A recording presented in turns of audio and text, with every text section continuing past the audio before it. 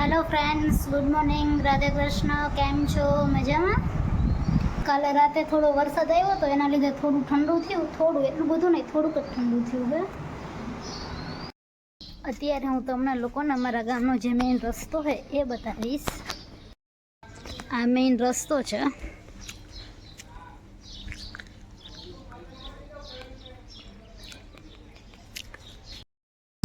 ક્યારેક હું તમને લોકોને મારું આખું ગામ પણ બતાવીશ. તમને લોકોને ખબર, કાલે હું એક્ટિવામાંથી પડી ગઈ, એને ક્યાં લાગ્યું, કેટલું લાગ્યું એ હું તમને બ્લોગના એન્ડમાં કહીશ. અત્યારે 12:30 થયા અને અમારે જમવાનો ટાઈમ થઈ ગયો.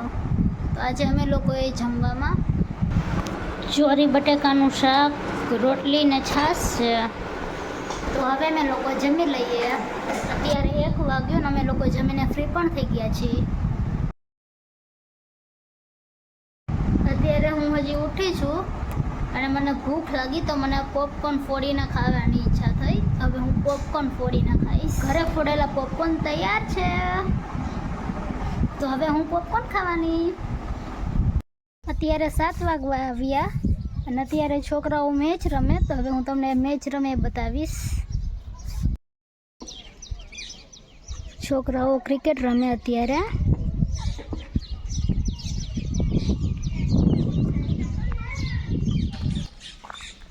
મોર પણ છે, મોર પાણી પીવા આવ્યો.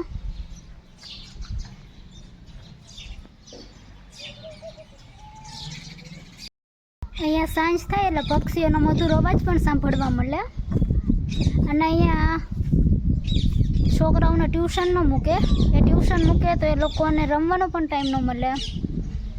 એટલે એમને સ્કૂલેથી આવે એટલે થોડી વાર એ લોકોને એન્જોય કરવા જોઈએ, એટલે ટ્યુશનમાં ન મોકલે. આખો દિવસ સ્કૂલે હોય, સ્કૂલેથી 4:30-5 વાગે આવે. એ પછી એ લોકો ફ્રી થઈને નાસ્તો ને એવું કરે. નાસ્તો ને કરીને પછી બધા રમે જોડે, એટલે એ લોકોનું માઇન્ડ ફ્રેશ થઈ જાય. અત્યારે અમારે જમવાનું બની ગયું છે.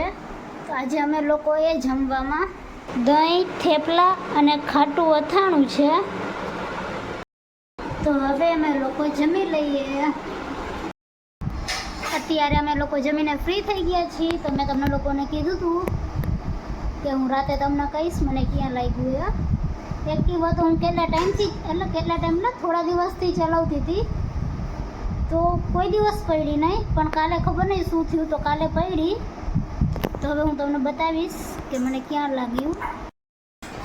જો અહીંયા લોહી મરી ગયું, અહીંયા છોલાઈ ગયું, જેના લીધે અહીંયા સોજો આવી ગયો.